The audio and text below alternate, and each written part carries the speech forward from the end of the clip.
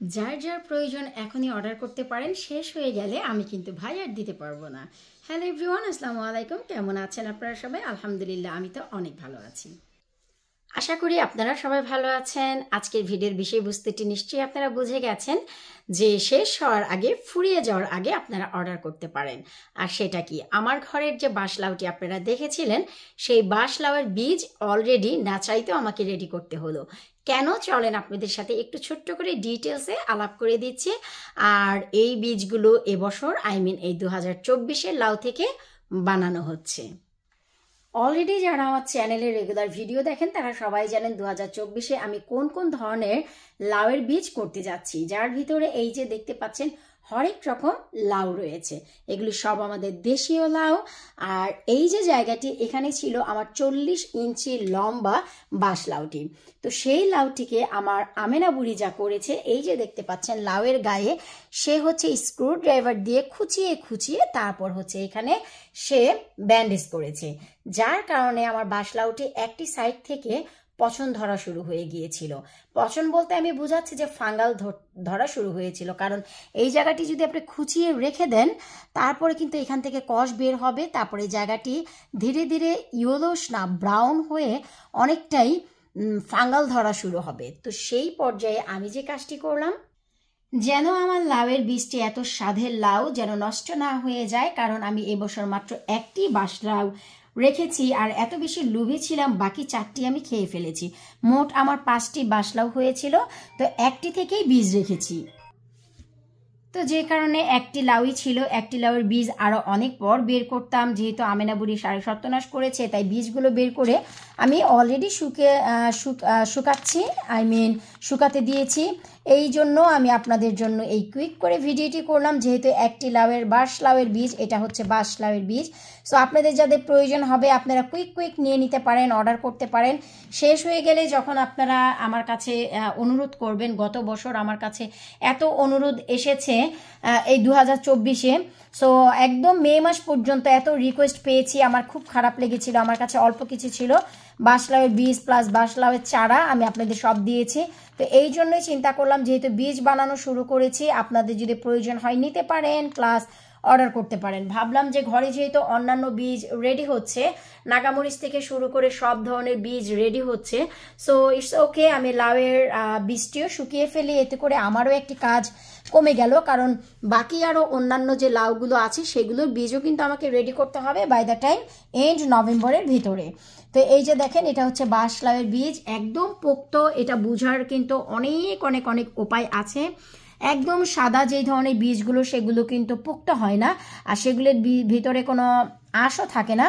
এই যে দেখেন, এগুলি অনেক বেশি শক্ত, ভিতরে আঁশ রয়েছে এবং লোকের দিস কালার একদম বতি হয়ে গেছে যাকে বলে। এই যে দেখেন কালার দেখেন, তার মানে এই বীজগুলি খুবই খুবই খুবই ভালো প্রজাতির, একদম গাছ পাকনা বীজ। আপনারা তো জানেন আমার লাউটিকে কিন্তু আমি একদম লাস্ট পর্যন্ত গাছে রেখে পাকিয়ে তারপরে কনজারভেটরিতে নিয়ে এসেছিলাম। তো এই হচ্ছে আমার বাঁশ লাউয়ের বীজ। আপনাদের যাদের প্রয়োজন আছে আপনারা কিন্তু অনায়াসে নিয়ে নিতে পারেন। আর এই তথ্যটি দেওয়ার একটি কারণ, আপনারা যদি চান বাংলাদেশ থেকে এনে বাংলাদেশীয় লাউয়ের বীজ লাগাতে পারেন, সেক্ষেত্রে দেখা যায় কি যে গাছের ডালপালা দিয়ে আপনার মাচা ভরে যাবে, ফুল আসবে, কিন্তু ফল আস্তে আস্তে ঠান্ডা পড়ে যাবে। বাংলাদেশ থেকে আনা বীজ থেকে যদি আপনারা গাছ লাগান, সেগুলো হচ্ছে স্লিপিং মোডে থাকে, কারণ আমাদের দেশের যে সময় গাছ বা ফলন হওয়ার সময় আর এদেশের সময়টি কমপ্লিটলি আলাদা। এই জন্য আমাদের বাংলাদেশ থেকে আনা বীজ থেকে যদি গাছ করেন, সেগুলি স্লিপিং মোডে থাকে, ঘুমন্ত অবস্থায় থাকে। সজাগ হতে হতে আমাদের এদেশের ফলনের সময়টি চলে যায়।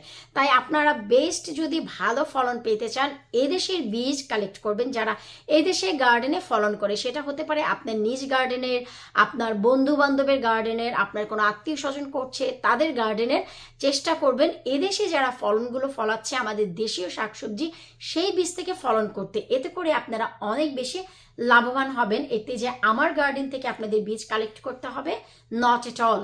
আমার উদ্দেশ্যটি হচ্ছে আপনারা যেন ফলন করেন। এদেশে সামার খুবই কম, অনেক অল্প সময়ের জন্য একটি সিজন আমরা পাই, এই সিজনটি যেন চলে না যায়। এই জন্য আপনারা যেখান থেকে কালেক্ট করেন অবশ্যই চেষ্টা করবেন ভালো মানের বীজটাই কালেক্ট করতে। যারা অনেক সময় দেখা যায় যে অনেক বেশি বীজ কালেক্ট করার জন্য 2-3টি লাউ থেকে বীজ বের করে কিছু কিছু পোক্ত থাকে, কিছু কিছু পোক্ত থাকে না, সেগুলিকে মিক্স করেও বীজ বিক্রি করে ফেলে।